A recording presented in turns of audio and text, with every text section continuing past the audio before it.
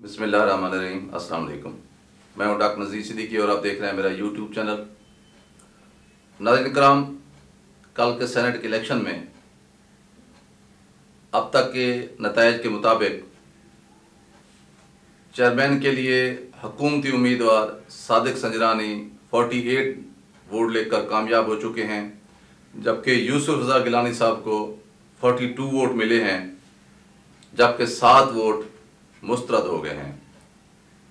इसी तरह deputy chairman के हवाले से हुकूमती उम्मीदवार मिर्ज़ा मोहम्मद अफरीदी को 54, जबकि अपोजिशन अलायंस के उम्मीदवार अब्दुल गफूर हैदरी को 44 वोट मिले हैं। इस तरह अफरीदी साहब मुंतखब हो गए हैं, जबकि हैदरी साहब ये सीट लूज़ कर गए हैं। जब गिलानी साहब और संजरानी साहब का नतीजा आया तो उस वक्त अपोजिशन हलकों ने काफ़ी शोर मचाया कि 7 वोट जो मुस्तरद हुए हैं वो गिलानी साहब के हैं, इसलिए ये हार्स ट्रेडिंग है, ये जो है बददियानती है, ये सारी निज़ाम की ख़राबी है और जानबूझकर हमारे उम्मीदवार को हराया गया है। ताहम जब डिप्टी चेयरमैन का नतीजा सामने आया तो ये बात तय हो गई कि हुकूमत को सेनेट में अक्सियत हासिल है। अब ये अक्सियत किस तरह हासिल हुई है ये एक अलहदा बहस है, क्योंकि हैदरी साहब के मुकाबले में आफरीदी साहब को 10 वोटों की अक्सियत हासिल हुई है। टोटल 98 वोट जो है वोट कास्ट हुए हैं, 98। तो उसमें चाहे वो चेयरमैन का इलेक्शन था चाहे डिप्टी चेयरमैन का इलेक्शन था, दोनों सूरतों में 98 वोट कास्ट हुए हैं। गिलानी साहब की दफ़ा 7 वोट मुस्तरद हुए हैं, जबकि डिप्टी चेयरमैन के हवाले से कोई भी वोट मुस्तरद नहीं हुआ। इसका मतलब ये हुआ कि जानबूझकर वोट मुस्तरद किए गए हैं या करवाए गए हैं। और फिर ये कहानी भी हैरान कौन तौर पर 7 वोटों की ही निकली है, जिस तरह के पहले गिलानी साहब और हफीज शेख के वक्त हुई थी, उस वक्त भी 7 वोटों का मसला हुआ था। अब बहुत सारे लोग कह रहे हैं कि ये हार्स ट्रेडिंग है, हुकूमत ने अपने लोगों से कुरान मजीद पर हल्फ लिया है। बहुत सारे इल्ज़ामात हैं जो एक दूसरे के खिलाफ हुकूमती पार्टी और जो है अपोजिशन आयद कर रही है। अगर देखा जाए तो इसमें 3 चीज़ें बहुत अहम हैं। सबसे पहली बात तो यह है कि हुकूमत बहुत कॉन्शियस थी, अलर्ट थी, क्योंकि वो हफीज शेख की सीट हारने के बाद कोई भी रिस्क लेने के लिए मुतहम्मिल नहीं हो सकती थी, क्योंकि हफीज शेख की हार के बाद पीटीआई को एक बड़ा धचका लगा है और खुद इमरान खान के लिए भी ये एक मुश्किल सूरत हाल थी, जिसे उन्होंने एतमाद का वोट हासिल करके काफ़ी हद तक संभाला ज़रूर है, लेकिन पिछले 6-7 दिन उनके लिए बहुत ही मुश्किल गुजरे हैं। और जिस तरह मीडिया में एक हाइप क्रिएट की गई, जिस तरह मुख्तलिफ लोगों ने इस पर बात की, तो यकीनन बहुत ज़्यादा अंडर प्रेशर थी हुकूमत और तरह तरह से सवालात उठाए जा रहे थे कि इस्टेब्लिशमेंट और हुकूमत के दरमियान फासले पैदा हो चुके हैं, बल्कि इस्टेब्लिशमेंट अपोजिशन हलकों को सपोर्ट कर रही है, क्योंकि इस्टेब्लिशमेंट की बात इमरान खान ने बुज़दार के हवाले से नहीं मानी, इस्टेब्लिशमेंट की बात इमरान खान ने मरियम नवाज को बाहर जाने के हवाले से नहीं मानी। इसी तरह इस्टेब्लिशमेंट चाहती थी कि जरदारी साहब को रिलीफ मिले, वो भी इमरान खान ने नहीं मानी। तो इसलिए इस्टेब्लिशमेंट ने जानबूझकर इमरान खान को एक झटका दिया है ताकि वो आइंदा उनकी बात माने। लेकिन हुकूमत इस चीज़ से उसने सबक हासिल किया है और उसने अपने मेम्बरान्स को भी काबू किया है। और फिर वही हरबे जो जरदारी साहब ने बड़े फख्र के साथ अडॉप्ट किए और उन्हें आजमाया, यकीनन पहले भी पैसा इस्तेमाल हुआ होगा हमारे मुल्क में, उसकी तो वीडियो भी वायरल हो चुकी हैं, हो सकता है अब भी हुआ हो, किसकी तरफ से हुआ है ये तो मुतल्लिका इदारों का काम है कि वो खोज लगाएं। लेकिन हुकूमत के पास और भी बहुत कुछ होता है देने के लिए। हुकूमत ने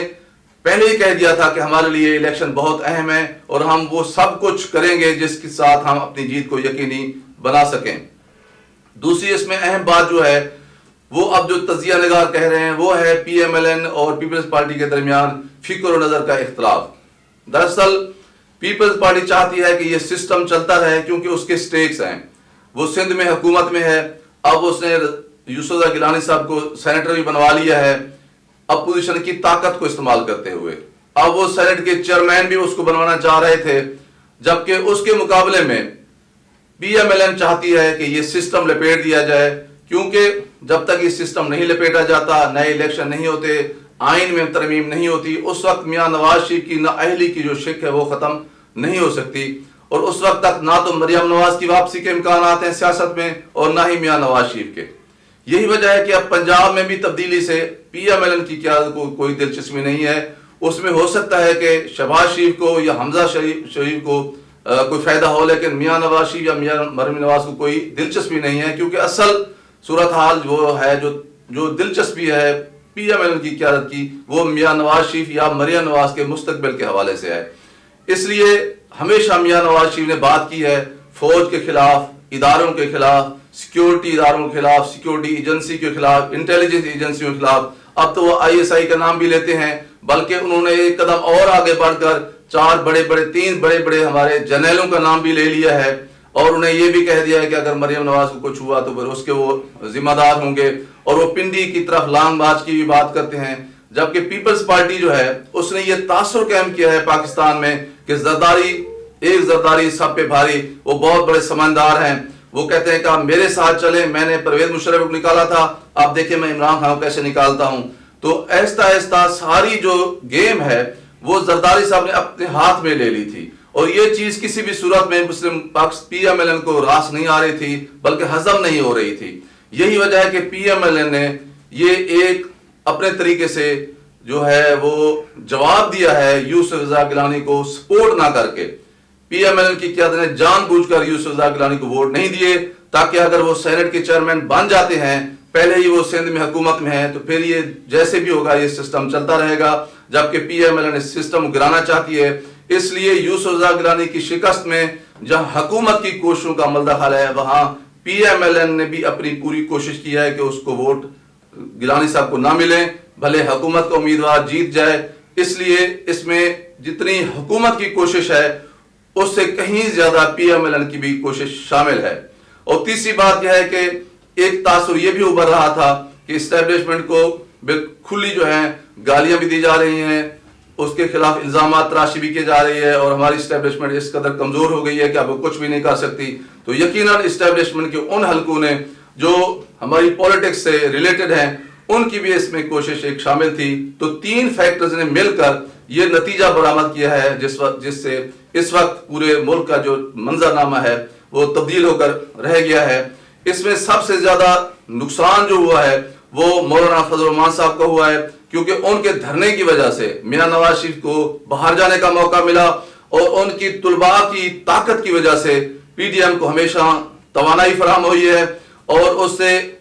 پی ایم ایل این کو بھی طاقت ملی ہے، اور زرداری صاحب کو اپنے معاملہ ٹھیک کرنے میں مدد ملی ہے۔ لیکن اب مولانا فضل الرحمان صاحب کے جو حیدری صاحب تھے امیدوار، وہ 10 ووٹوں سے ان کو شکست ملی ہے۔ اس لیے اب مولانا فضل الرحمان صاحب کا بلڈ پریشر کا بڑھنا یا ان لوگوں سے پی ایم ایل این اور پیپل پارٹی سے لا تعلق ہو جانا یا مایوس ہو جانا، یہ ایک فطری عمل ہے۔ بہرحال یہ بات طے ہے کہ زرداری صاحب نے جو طرز سیاست